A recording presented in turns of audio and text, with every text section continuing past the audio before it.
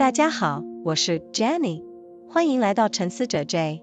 有一种女人，她走进任何一个房间的那一刻，所有人都会停下来，谈话声消失了，笑声也暂停了，每一双眼睛都朝她看去，不是因为她穿着最昂贵的衣服，不是因为她是最传统意义上的美人，而是因为她身上有某种东西，是一种气场，是一种存在感，让你说不出个所以然来，但就是无法移开视线。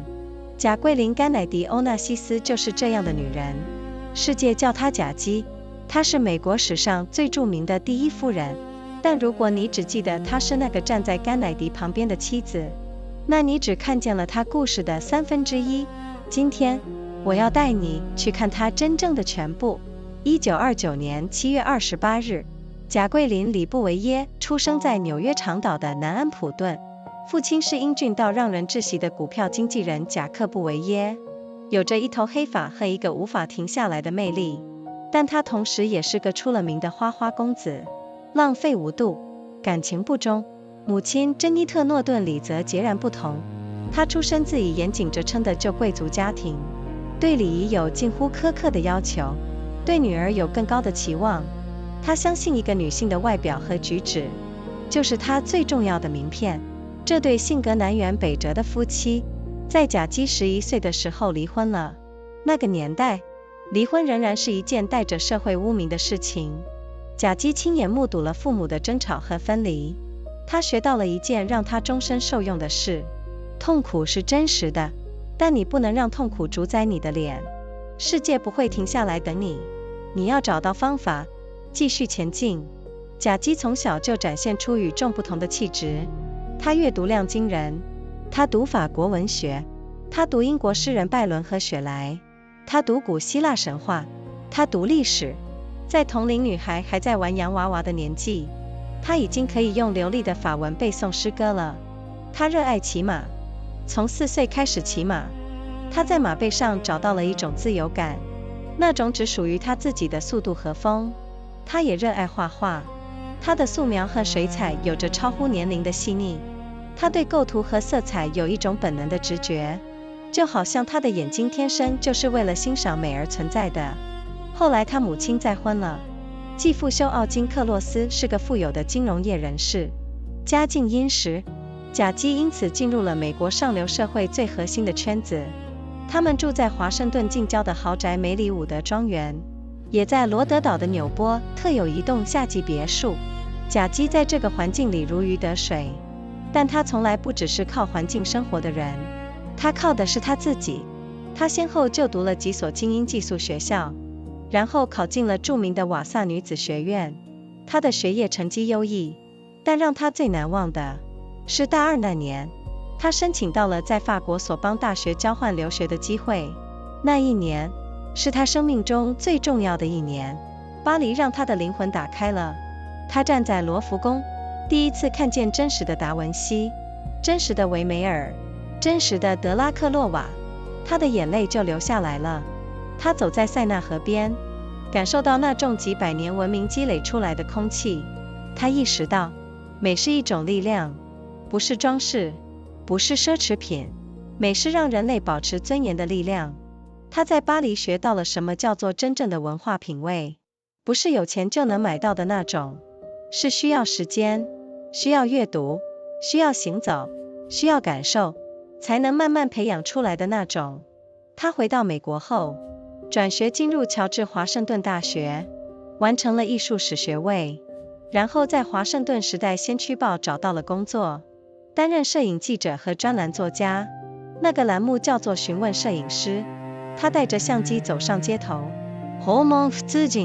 问他们一个问题，然后拍下他们的脸。那份工作让他接触到了真实的人间百态，让他在上流社会的包装之外，也看见了真实的美国，那些普通人的脸孔，那些不同的生命故事，让他对世界的认识更完整了。就在这个时候，他的命运转了一个弯。1951年的某一个晚上，在华盛顿乔治城的一场晚宴上，他遇见了约翰·甘迺迪。甘迺迪那时候是麻萨诸塞州的年轻国会议员，他英俊、他博学，他有一种让人着迷的幽默感，他有野心，他有远大的目标，他想当美国总统。他们的谈话持续了整个晚上，两个人都觉得时间不够用，但接下来的发展并不顺利。甘乃迪继续他的感情花花公子生涯，贾姬也在那段时间认识了其他男性，两人分分合合。到了1952年，甘乃迪当选了麻萨诸塞州的参议员，他的政治星途正式上升。他开始认真思考婚姻了，因为他知道一个有妻子的政治人物在选民眼中更可靠。但认识贾姬之后，他也真的爱上了她。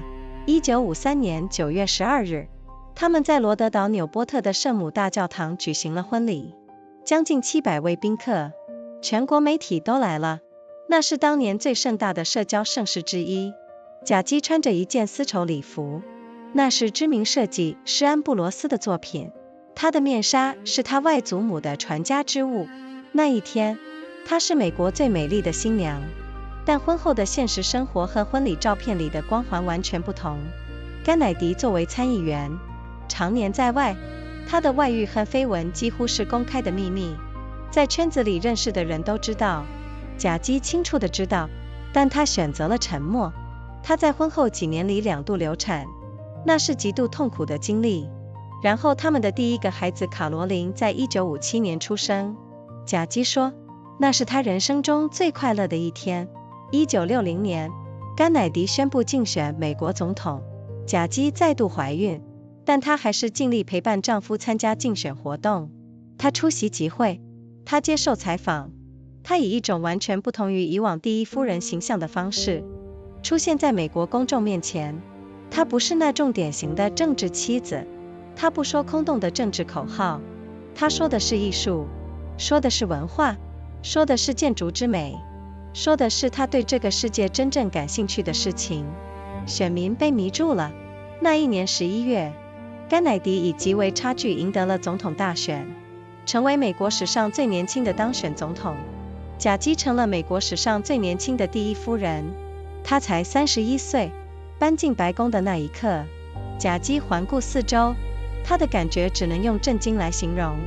那个被全世界当作美国象征的建筑里面，陈设破旧，家具毫无品味，墙上挂的画毫无意义，没有任何能体现美国历史深度的东西，更没有任何能代表美国文化的东西。贾姬心里想的是，这样不行。她发动了美国史上最著名的白宫修复计划。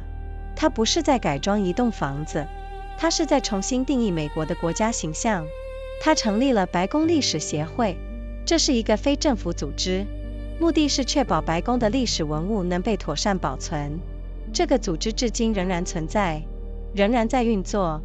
他亲自带队翻遍白宫的每一个仓库和地下室，找出被遗忘的历史文物，那些前几任政府丢弃的家具，那些没有人注意到的古董，他一件一件地找出来，一件一件地鉴定，一件一件地修复。他向全国的藏家和博物馆借用或募集历史文物。他聘请了当时最顶尖的室内设计师亨利·帕里什，他亲自参与每一个房间的设计决定。他对颜色有严格的要求，他对家具的摆放位置有具体的意见，他对挂画的高度和光线都有他自己的坚持。那是2年密集的工作。1961年入住，1962年完工。1962年2月14日，情人节那一天，贾姬在全国电视上带领美国观众参观改造后的白宫。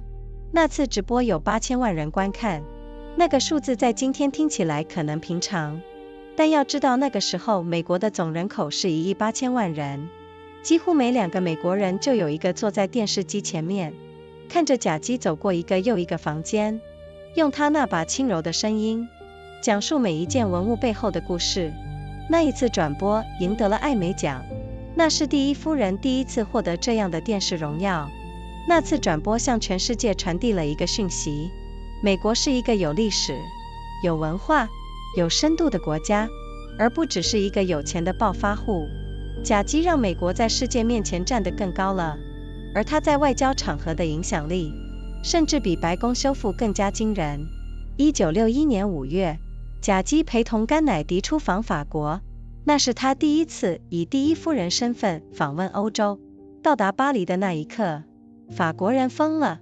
賈姬用完美的法文和戴高乐总统交谈，他懂法国文化，他懂法国艺术，他懂法国的建筑和历史。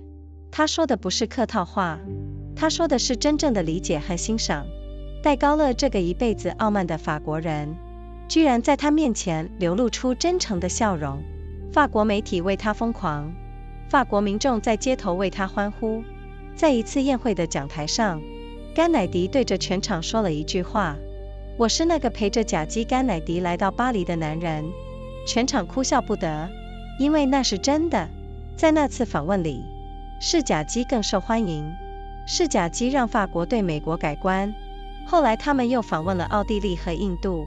在维也纳，他和赫鲁雪夫的妻子坐在一起聊天，他让那个剑拔弩张的场合稍微轻松了一些。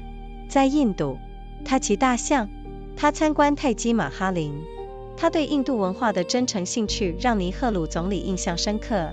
尼赫鲁后来说，賈姬让他看见了一个不一样的美国。那个年代的第一夫人被期待成为一个透明的陪伴者，偶尔微笑，偶尔鼓掌，把自己缩小到只是一个背景装饰。賈姬不是这样的，她从来不是这样的。她有自己的见解，她有自己对什么是重要的事情的判断，她有自己独特的美学视角，她用她自己的方式重新定义了第一夫人这个角色的可能性。她的时尚品味成为了整个60年代的坐标。那个简洁的 A 字裙剪裁，那个利落的小圆帽，那副巨大的太阳眼镜，那些干净的几何图形。賈姬把美国时尚从繁复华丽带向了一种现代的优雅。她最重要的配合设计师是欧列格·卡西尼，一个俄裔美籍的设计师。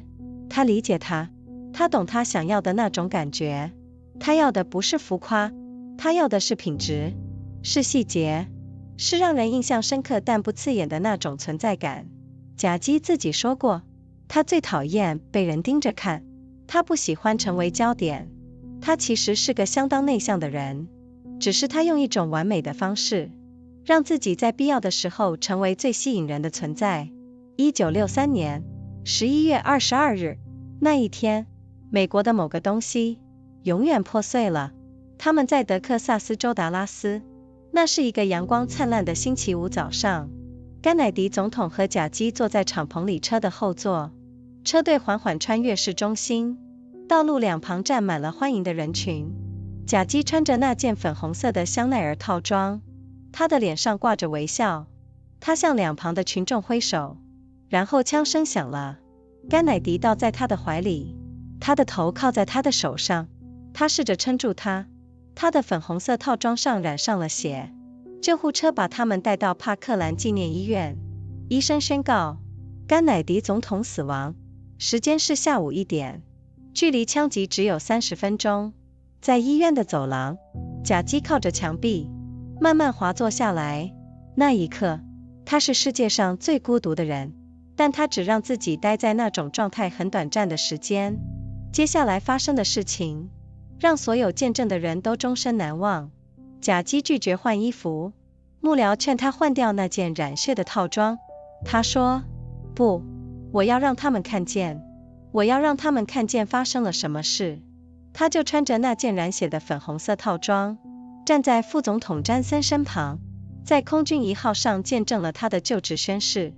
那个画面成为了美国历史上最震撼的影像之一。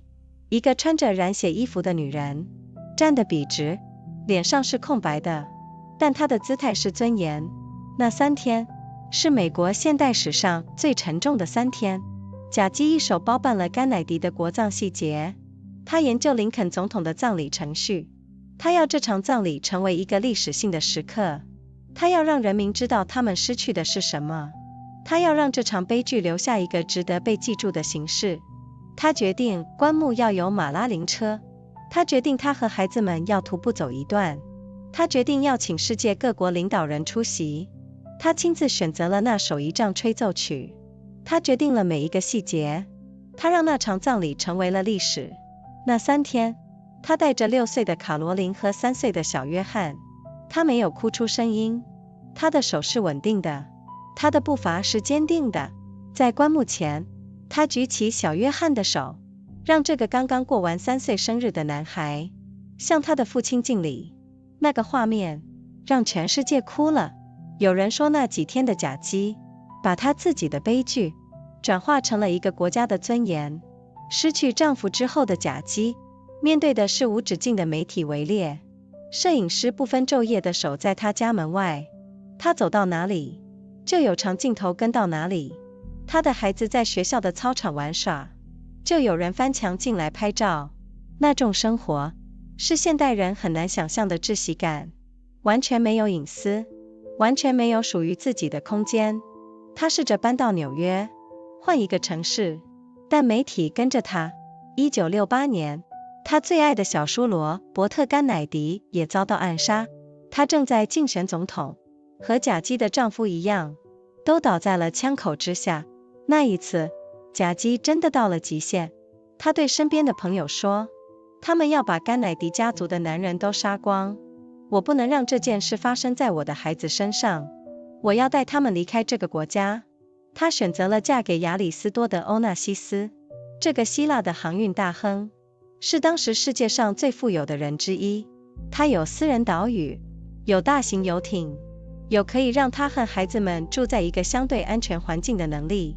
这个决定让全美国都震惊了，很多美国人觉得被背叛了。在他们心目中，賈姬应该永远是甘乃迪的遗孀，她应该永远穿着黑衣手结。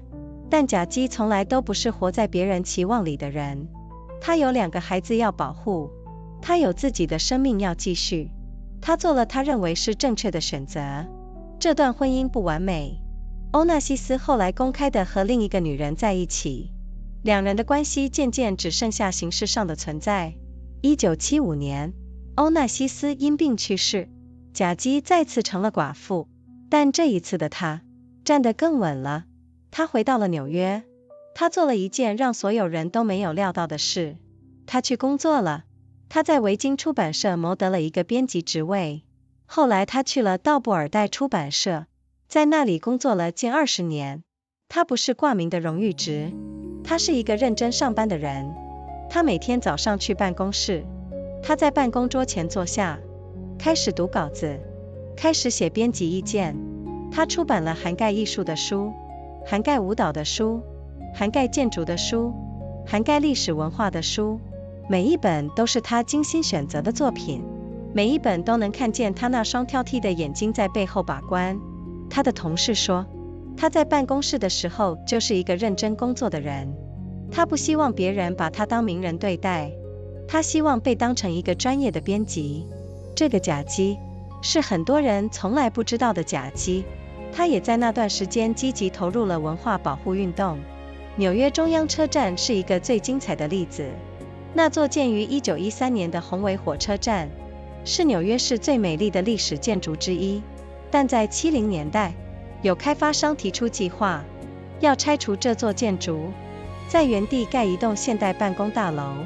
賈姬站出来了，他公开反对这个计划。他说，如果我们连这样的建筑都不愿意保护，那我们如何相信未来世代还会有任何值得珍惜的遗产？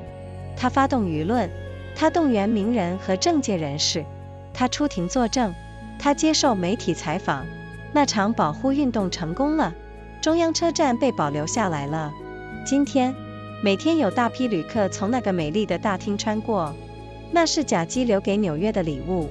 在他生命最后的那些年，他找到了一个让他真正快乐的伴侣，艺术顾问莫里斯·坦普尔曼。他们在一起10多年，没有结婚，但彼此尊重，彼此珍惜。那是賈姬一生中最平静的时光。1994年初，他开始感到不对劲，医生诊断出他患有淋巴癌。他只告诉了最亲近的人。他继续工作，继续参加活动，继续生活。治疗持续了几个月，但病情扩散的速度超出了预期。1994年5月19日，贾桂琳甘乃迪欧纳西斯在他的家中，被家人和至亲好友包围着，平静地离开了这个世界。她64岁。她的儿子小约翰走出大楼，对等待在门外的记者说：“我的母亲今天早晨去世了。她在家中，在家人和朋友的陪伴下走的。她没有痛苦。她是一个非凡的女性，一个勇气和优雅并存的女性。她从没有停止让我们惊叹。”全世界沉默了片刻。贾桂琳·甘迺迪欧纳西斯，她是什么样的人？她是一个从小就学会把眼泪藏起来继续走的女孩。她是一个用文化和美学让美国在世界舞台站得更高的第一夫人。她是一个在最黑暗的时刻用沉默的尊严告诉世界什么叫做坚强的母亲。她是一个在所有人等她崩溃的时候选择去出版社上班的女性。她是一个相信美丽的事物值得被保存，相信历史值得被珍惜的文化守护者。她不完美，她的婚姻都不完美，她的每一个选择都曾经引起争议。她有脆弱的时候，她有不知所措的时候，但她从来都是她自己。在一个期待第一夫人乖巧透明的年代，她拒绝被缩小，她用自己的方式让世界看见了力量和优雅可以同时存在在一个女人的身上。贾姬曾经被问过：“你最希望人们记得你的什么？”她说：“也许就是这样一个人。”她试着面对每一件事，不管多难，她试着把事情做好。这就是贾姬，不是神话，不是悲剧的化身，不是谁的附属品，是一个真实的女人，用尽她全部的力气，在最艰难的条件下保持了她自己。今天的故事就说到这里。如果你也被贾姬的故事打动了，记得分享给你身边的人。我们下次见咯。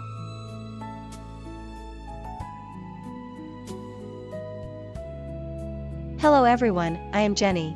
Welcome to Thinker J. There is a certain kind of woman. The moment she walks into any room, everyone goes quiet. The conversations stop. The laughter fades. Every pair of eyes turns toward her. Not because she is wearing the most expensive clothes. Not because she fits the conventional definition of beauty. But because there is something about her. A presence. A gravity. Something you cannot name, but something you cannot look away from. Jacqueline Kennedy Onassis was that kind of woman. The world called her Jackie. She was the most famous First Lady in American history. She appeared on the cover of Life magazine more times than almost anyone of her generation. Her photographs circulated on newsstands from New York to Tokyo to Lagos to Buenos Aires. Her name was recognized in countries whose governments had never met an American official. She was that rare kind of figure. Someone who transcended the category they were placed in. Who became, simply, a global presence. But if you only remember her as the wife standing beside President Kennedy, you have only seen 1/3 of her story. Today, I want to take you through all of her. On July 28, 1929, Jacqueline Lee Bouvier was born in Southampton, Long Island, New York.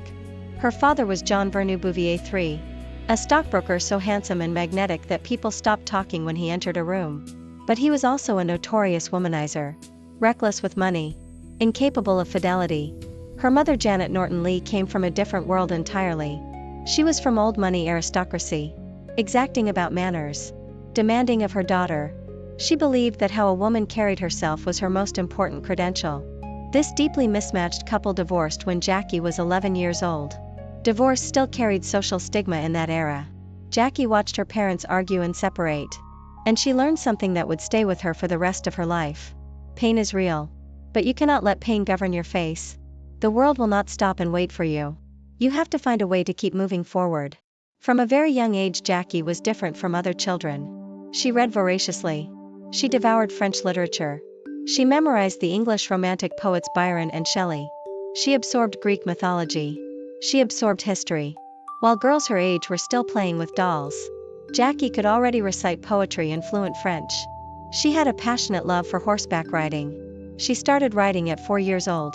On horseback she found a kind of freedom that belonged entirely to her. A speed and wind that was hers alone. She also loved drawing and painting. Her sketches and watercolors showed a sensitivity and precision beyond her years. She had an instinctive gift for composition and color, as though her eyes had been made specifically for the appreciation of beautiful things. Her mother eventually remarried. Her stepfather Hugh Auchincloss was a man of considerable wealth. Through him, Jackie entered the innermost circles of American high society. The family lived at Marywood, a grand estate near Washington, and they had a summer house in Newport, Rhode Island. Jackie moved through this world with ease. But she was never someone who coasted on her environment. She earned her place through her own intelligence and determination. She attended several elite boarding schools. First, Miss Porter School in Connecticut, where the daughters of old New England families were shaped into accomplished women. Jackie was popular there. But she was also restless. She wanted more than finishing school polish. She wanted to actually know things. She wanted to understand the world, not just move gracefully through it. Then she was accepted to the prestigious Vassar College. Her academic performance was outstanding. She excelled in art history, literature, and French. She wrote for the student newspaper. She showed a gift for observation that went beyond what her professors were asking of her. She was already thinking about the relationship between culture and power, between beauty and meaning, between the way a society decorates itself, and what that decoration reveals about its deepest values. But what mattered most to her was the year she spent studying abroad at the Sorbonne University in Paris. That year was the most important year of her life. Paris opened something in her soul. She stood in the Louvre and saw a real Leonardo for the first time, a real Vermeer, a real Delacroix. Tears came to her eyes. She walked along the Seine and felt what centuries of accumulated civilization actually feel like in the air. She understood something in that moment. Beauty is a form of power, not decoration, not luxury. Beauty is what allows human beings to maintain their dignity. Paris taught her what genuine cultural refinement actually means. Not the kind that can be purchased with money, but the kind that requires time, requires reading, requires traveling, requires paying attention. The kind that must be slowly developed over a lifetime.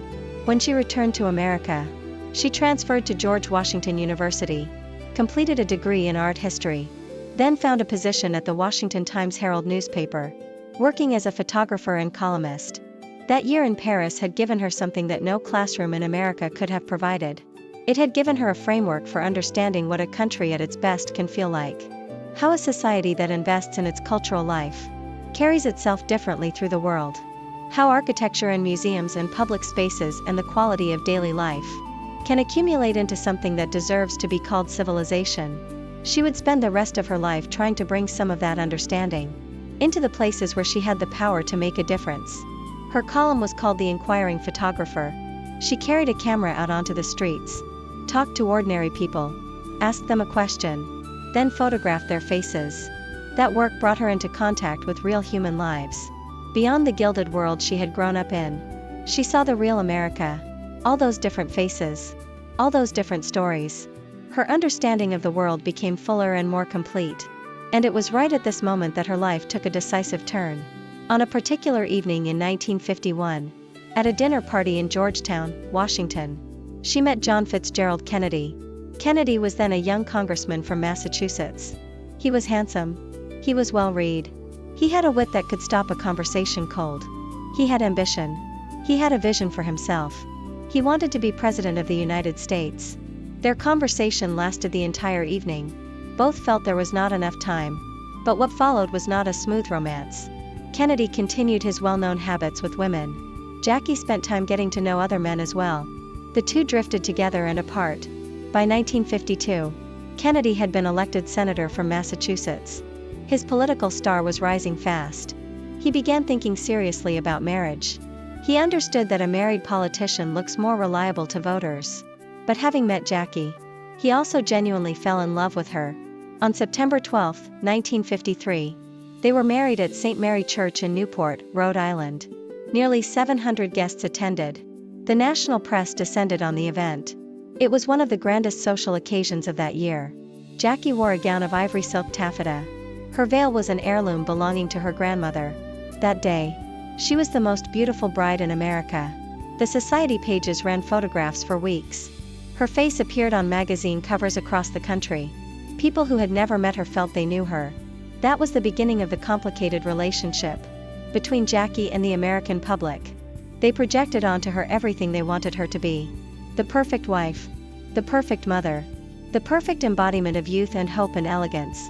She understood from very early on that this projection had almost nothing to do with her as a real person. She could not control what they believed about her.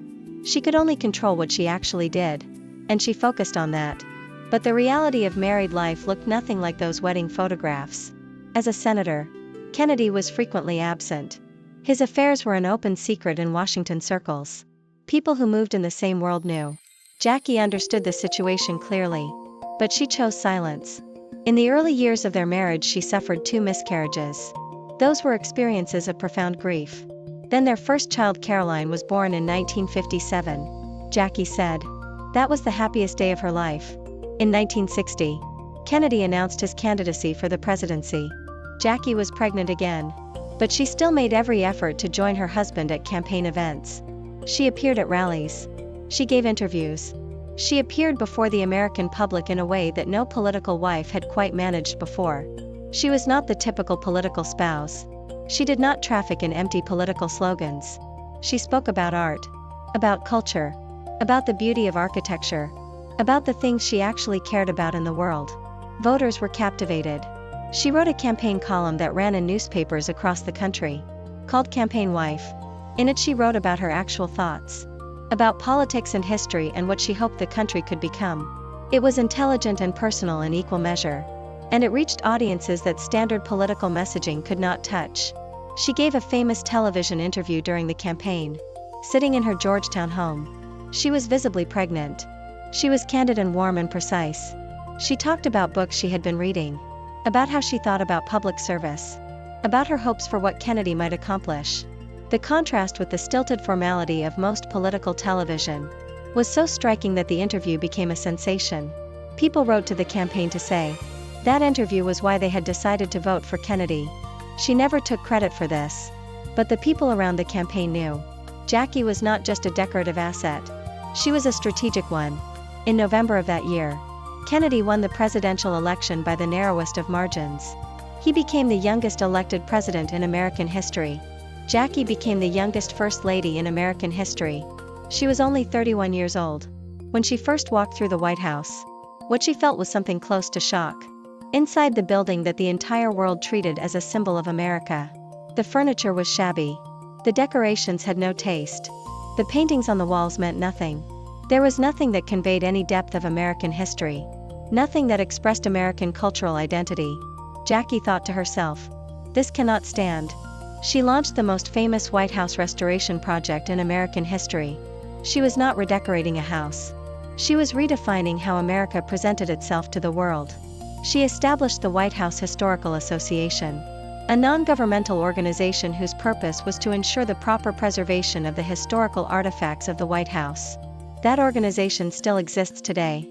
She personally led the team that went through every storage room and basement archive in the White House, unearthing forgotten historical objects, furniture discarded by previous administrations, antiques no one had noticed.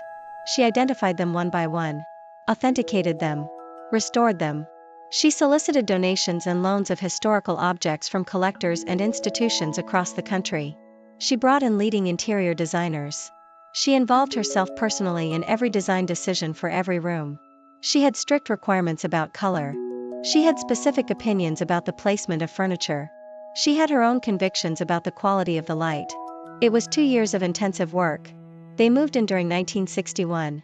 The restoration was complete by 1962.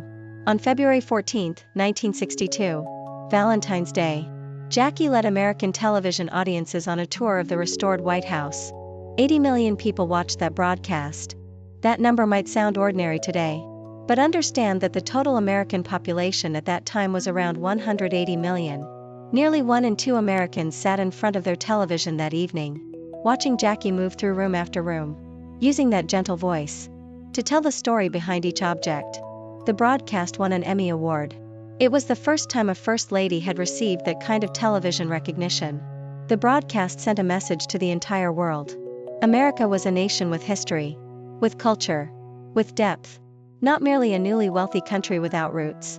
Jackie elevated America in the eyes of the world. But beyond the television broadcast, the restoration had a second legacy. It changed what Americans thought about their own history.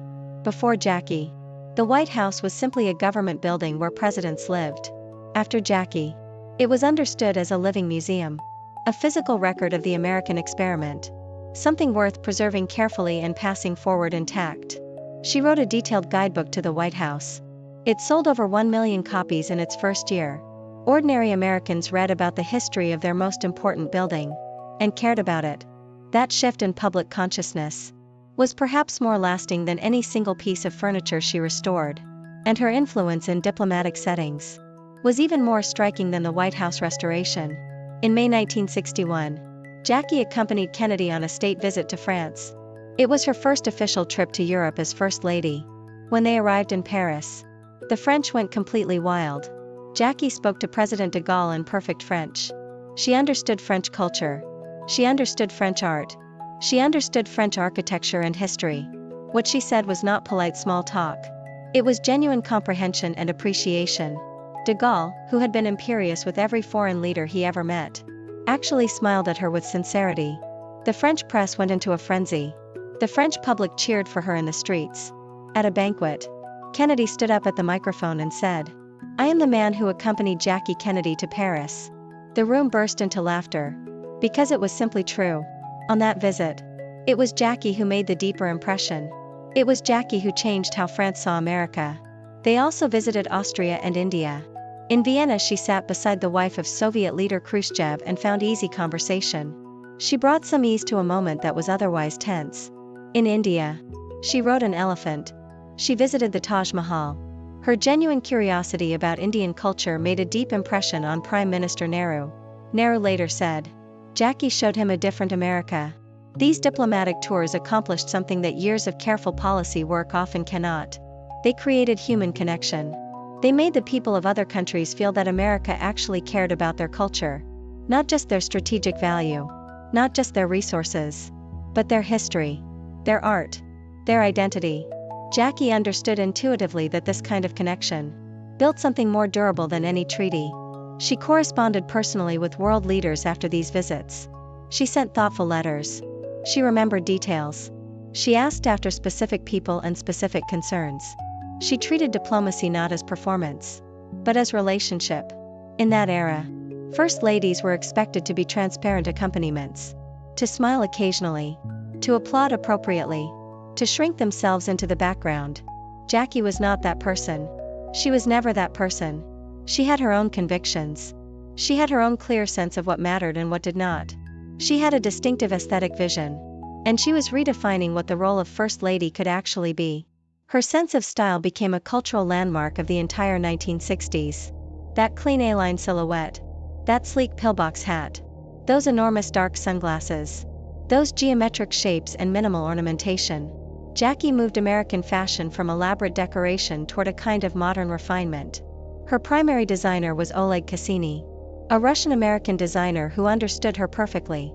He grasped what she was after. Not ostentation, but quality, detail, a presence that was striking without being aggressive. Jackie herself once said, she hated being stared at. She disliked being the center of attention. She was actually quite an introverted person by nature. This surprises people who know her only through photographs. She looks, in every image, completely at ease being seen, completely comfortable with the camera, as though she was made for public life. But the people who spent time with her privately described someone quite different. Someone who preferred small gatherings to large parties. Who would rather have a real conversation with one person than work a room of 300. Who found solitude genuinely restorative, not merely necessary. She had simply found a perfect way to become the most compelling presence in any room, when the situation required it. Beyond fashion, Jackie was also quietly reshaping American cultural life in ways that went far deeper than clothing. She supported the arts with genuine commitment. She brought Pablo Casals to perform at the White House. The great cellist had refused to play in any country that recognized Francisco Franco regime in Spain. His return to the White House stage was a deliberate signal. Jackie wanted the White House to be a place where the greatest artists in the world felt welcomed. Not just diplomats and politicians, but painters, writers, poets, musicians, choreographers. She invited Igor Stravinsky. She invited Leonard Bernstein. She invited the American Ballet Theatre. She believed that the arts were not decoration for civilization. They were its heartbeat. She also worked quietly behind the scenes on education. She believed that every American child deserved access to beauty, to music, to literature, to the kind of enrichment that had shaped her own sense of the world. She saw cultural access not as a privilege but as a right. And she was raising 2 children in the middle of all of this. Caroline and John grew up surrounded by books, paintings, music, animals, and a mother who took them seriously. Jackie read to them every night. She answered their questions carefully. She took them to museums. She wanted them to grow up understanding that the world was large and worth exploring. That was the Jackie almost no one saw. The one inside her own home. The one who was simply their mother. In 1963, on November 22nd, something in America broke. And it never fully healed. They were in Dallas, Texas. It was a bright sunny Friday morning. President Kennedy and Jackie sat in the back of an open limousine. The motorcade moved slowly through the downtown streets. Crowds lined both sides of the road. Jackie was wearing that pink Chanel suit. Her face wore a smile. She waved to the crowds on either side. Then the shots came. Kennedy fell into her arms. His head rested in her hands. She tried to hold him. Her pink suit was covered in his blood. The ambulance brought them to Parkland Memorial Hospital. The doctors announced President Kennedy was dead. The time was 1 in the afternoon. Only 30 minutes after the shooting. In the corridor of that hospital, with no one beside her, Jackie sat down on the floor against the wall. In that moment, she was the loneliest person on earth. But she allowed herself to stay in that state for only a short time. What happened next left everyone who witnessed it unable to forget it for the rest of their lives. Jackie refused to change her clothes. Staff members urged her to change out of the bloodstained suit. She said, "No. I want them to see. I want them to see what happened." She wore that blood-stained pink suit and stood beside Vice President Johnson on Air Force One as a witness to his swearing in as president. That image became one of the most arresting photographs in American history. A woman in blood-soaked clothes, standing perfectly straight, her face emptied of expression, but her bearing conveying absolute dignity. The 3 days that followed were the heaviest 3 days in modern American history. Jackie organized every detail of the state funeral herself. She studied the protocols from Abraham Lincoln's state funeral. She wanted this ceremony to become a historical moment. She wanted the people of America to understand what they had lost. She wanted this tragedy to leave behind a form worthy of remembrance. She decided there would be a horse-drawn caisson for the coffin. She decided she and the children would walk part of the way. She decided world leaders would be invited to attend. She personally selected the ceremonial music for the procession. She determined every detail. She made that funeral into history. The people who worked with her on those preparations later described a woman operating with almost supernatural calm. She knew exactly what she wanted. She communicated clearly. She did not waver. She was simultaneously the person most devastated by the loss, and the person most competently managing its public meaning. It was one of the most extraordinary exhibitions of human will under pressure that anyone who was there had ever witnessed. World leaders flew in from across the globe. Presidents, prime ministers, kings, queens. They all came to Washington because of what John Kennedy had meant. But many of them later said what they remembered most was the composure of his wife. For those 3 days, she walked with 6-year-old Caroline and 3-year-old John Jr. She did not break. Her hands were steady. Her steps were sure. In front of the coffin, she raised the hand of little John, so that this boy who had just turned 3 years old could salute his father. That image made the whole world weep. Someone said of Jackie during those 3 days, she transformed her own tragedy into the dignity of an entire nation. The historian Arthur Schlesinger Jr. later wrote that Jackie understood better than anyone around her that the way a nation handles its moments of great loss defines what kind of nation it is. She was determined that America would handle this one with all the gravity and ritual and human acknowledgement that the moment deserved. She succeeded.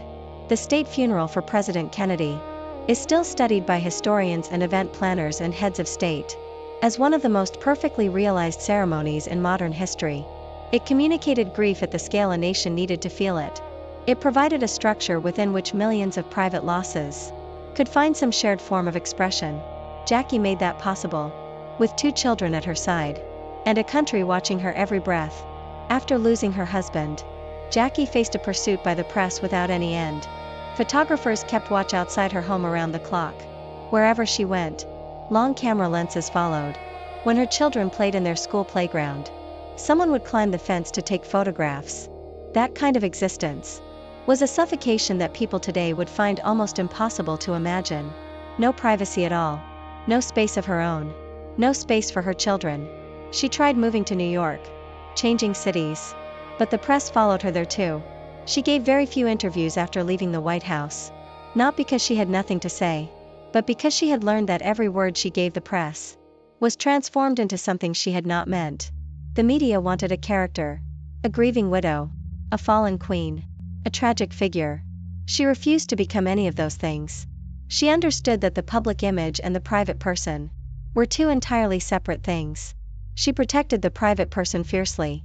She gave the public only what she chose to give. And she chose very carefully. In 1968, her brother-in-law Robert Kennedy was also assassinated. He was running for president. Just like her husband. He fell to a gunshot. That time, Jackie reached her absolute limit. She told those closest to her, "They are going to kill all the Kennedy men. I cannot let this happen to my children. I have to take them out of this country." She chose to marry Aristotle Onassis. This Greek shipping tycoon was one of the wealthiest men in the world at that time. He had a private island, a grand yacht, the ability to place her and her children in a relatively protected environment. The decision shocked all of America. Many Americans felt personally betrayed. In their minds, Jackie should always remain the Kennedy widow. She should always wear black. She should dedicate the rest of her life to the sacred image of Kennedy. But Jackie had never been a woman who lived according to what others expected of her. She had 2 children to protect. She had her own life to continue living. She made the choice she believed was right. What the people who criticized her did not understand was what it had actually been like to be the most watched widow in the world. To never be able to take her children to a park without a long camera lens appearing. To never be able to grieve in private. To have every decision she made scrutinized and judged and written about by people who had never met her and who felt they owned her story. After Robert Kennedy was killed, the psychic weight became unbearable. 2 assassinations. 2 men she loved. Both taken by guns. In a country that could not seem to stop destroying its best people. She needed to breathe. She needed safety. She needed to reclaim some control over her own life. The marriage to Onassis gave her that. It was not a perfect solution, but it was her solution. And that had to be enough. This marriage was not perfect. Onassis later began a very public relationship with another woman. The distance between them grew. In 1975, Onassis died of a serious illness. Jackie was a widow once again. But this time, she stood more solidly than she ever had before. She returned to New York. And she did something that surprised almost everyone who thought they knew her story. She went to work. She took a position as an editor at Viking Press. Later she moved to Doubleday, where she worked for nearly 20 years. She was not a figurehead. She was a person who showed up and did the work. She went to the office every morning. She sat down at her desk. She began reading manuscripts. She began writing editorial notes. The books she brought to publication covered art, covered dance and performance, covered architecture, covered history and culture. Every title was something she had carefully chosen. Behind every one you could see those demanding eyes ensuring it deserved its place in the world. Her colleagues said. When Jackie was in the office she was simply a person who worked hard. She did not want to be treated as a celebrity. She wanted to be treated as a professional editor. This was a version of Jackie that most people never knew. She brought to publication some genuinely significant books during those years. A book about dance by the choreographer Michael Jackson collaborator. A sweeping volume on Egyptian archaeology. A deeply researched history of the Romanov dynasty. Books about Indian art and Russian ballet. She had an eye for work that was serious and also accessible. Work that assumed intelligence in the reader without becoming impenetrable. She mentored younger editors. She was known to be generous with her attention when a manuscript genuinely excited her. She could also be precise about what was not working. And she communicated her editorial judgments with a directness that surprised people who expected someone more decorative. The novelist Jonathan Cott, who worked with her, later said, "She was one of the most fully present editors he had ever encountered. She read everything. She thought about everything. Her notes were thoughtful and sometimes brilliantly perceptive. She was not performing the role of editor. She was actually doing it." That distinction mattered enormously to her. During this period she also committed herself seriously to the work of cultural preservation. The story of Grand Central Terminal in New York is a particularly vivid example. That magnificent train station built in 1913 is one of the most beautiful historical buildings in New York City. But in the 1970s, developers proposed tearing it down to replace it with a modern office tower on the site. Jackie stepped forward. She spoke publicly against the plan. She said, "If we are not willing to protect a building like this, how can we trust that future generations will have anything left worth cherishing?" She organized public opinion. She mobilized other public figures and politicians. She testified in court. She spoke to the press. The campaign succeeded. Grand Central was saved. Today vast numbers of travelers pass through that beautiful main hall every single day. That is the gift Jackie left to New York. But Grand Central was not the only preservation fight she involved herself in. She was part of a broader movement in New York to push back against the post-war mentality that saw historical buildings as obstacles, as things to be cleared away in the name of progress. She believed, and argued publicly, that a city which destroys its past is a city that has lost its relationship with time, its sense of where it came from, its understanding of what it might become. That was not a fashionable argument in those years. The developers had money and momentum. The preservationists had passion and Jackie. Remarkably often, the preservationists won. In the final years of her life, she found a companion who brought her genuine happiness, an art advisor named Maurice Templesman. They were together for more than a decade. They never married. But there was deep mutual respect between them, and steady companionship. Those were probably the most peaceful years of the entire life of Jackie. Early in 1994, she began to feel that something was wrong. Doctors diagnosed her with non-Hodgkin lymphoma. She told only the people closest to her. She continued working. She continued appearing at events. She continued living. The treatment went on for several months. But the illness spread faster than expected. On May 19, 1994, Jacqueline Kennedy Onassis passed away at her home in New York, surrounded by family and close friends. Quietly, she was 64 years old. Her son John Jr. came out of the building and spoke to the reporters waiting outside. "My mother passed away this morning. She was in her home. She was surrounded by her family and friends. She did not suffer. She was an extraordinary woman, a woman of courage and grace.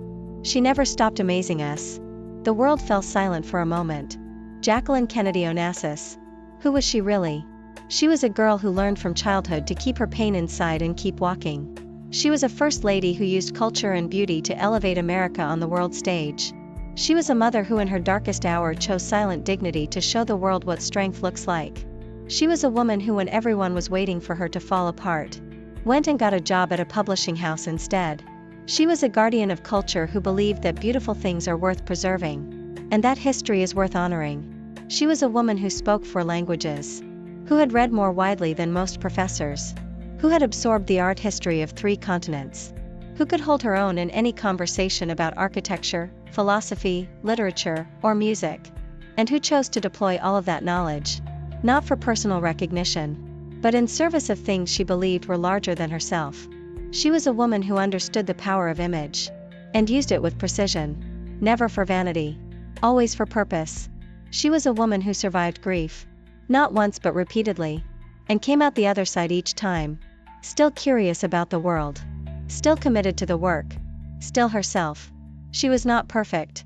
Neither of her marriages was perfect. Every major choice she made drew controversy of some kind. She had moments of fragility. She had moments of not knowing what to do. But she was always herself. In an era that demanded first ladies be quiet and invisible, she refused to be made small.